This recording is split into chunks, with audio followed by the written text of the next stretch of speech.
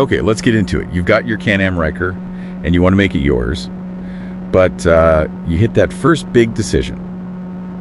Paint or a vinyl wrap? It's the classic question, and it really boils down to permanence versus flexibility. Right, and with the Ryker, it's not so simple because you're not working with metal. It's all these, complex plastic panels. Exactly, and that plastic substrate changes everything. It means prep is non-negotiable for either choice. You can't cut corners here. So our mission today is to break down the cost, the actual technical challenges, and maybe most importantly, the long-term financial picture for you.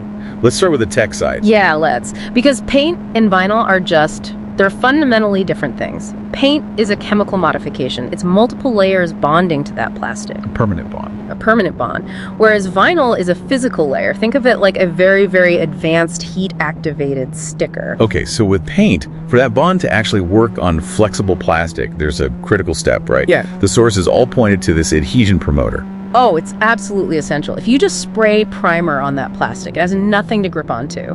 The promoter acts like a flexible glue between the plastic and the primer. And if you skip it? The paint will just pop right off. The first time that panel flexes on a ride, you'll see chipping, peeling. It's an immediate failure. Wow. Okay, so on the flip side, what's the big technical hurdle for a wrap? Geometry. It's all about the Ryker's complex shape. You have these really tight curves, sharp recesses. And those DIY kits you see online for what, 500, maybe 1,500 bucks? I would say for a Ryker, that's a false economy. The risk of failure of the vinyl lifting or peeling in those complex spots is just incredibly high if you don't have professional experience. Hey, wait, are you saying that even if I'm pretty handy, that $500 is basically money down the drain because the bike's shape is just too hard to do right? For this specific platform, yes. You're not just paying for the material, you're paying for the skill to stretch and apply it without compromising the vinyl. Okay, that makes sense. Let's talk about the cost of getting it done professionally then. A full professional wrap, you're looking at somewhere between, say, $1,500 and $3,500. And a custom paint job?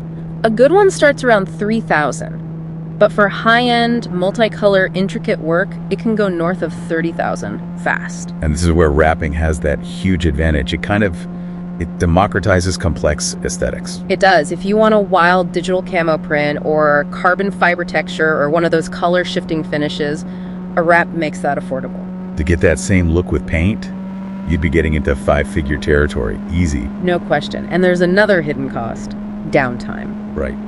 How long are you without your bike? With paint, between all the prep, the layers, the curing, you're looking at 2 weeks, minimum. A wrap can often be done in just a few days. That's huge. Let's shift to the long game then. Resale value. This is where a wrap really shines. We call it a sacrificial shield. For the 3, 5, 7 years it's on, it's protecting the original factory paint underneath from UV rays and small scratches. So when you go to sell, you peel it off, and you've got a pristine OEM finish. That maximizes your pool of buyers. Exactly. Now compare that to a very custom paint job. It's subjective. The very thing you love about it might be what turns off 90% of potential buyers. Which can seriously lower the price you actually get. But the lifespans are different. Paint, if you care for it, is 10 plus years. Yeah. A wrap is what? 3 to 7 years, depending on the material and climate. And this is critical. It has to be professionally removed within that window. Why is that? Because after that time, the adhesive hardens. It starts to bond too aggressively. If you wait too long, trying to remove it can actually pull up the clear coat or paint underneath. So it stops being a shield and becomes a potential liability. What does that removal cost? Anywhere from $500 to $2,000. It's a cost you have to budget for from the start. Okay, so let's summarize the recommendation. Who is paint for and who is a wrap for? If you're a long-term custodian, you know you're keeping the bike for a decade, you have one vision for it, and you're committed to careful detailing, go with paint. And a wrap. That's for the changeable aesthetic seeker. Someone who wants to protect their investment, loves to switch things up every few years, and wants simpler maintenance. Just mild soap and water, no waxing. Okay, one final thought for everyone to chew on. Ceramic coatings. Yeah. You can put them on both, right? You can, but there's a catch with vinyl. Oh. A ceramic coating, if not applied perfectly by a pro who understands wraps, can potentially block the vinyl's microscopic air release channels. And those channels are what let the wrap breathe and adhere properly over time. Exactly. So by adding that layer of permanent protection, you risk causing the temporary layer to fail prematurely. It makes you ask a pretty interesting question. How does the quest for ultimate protection end up compromising the very thing you're trying to protect? Something to think about.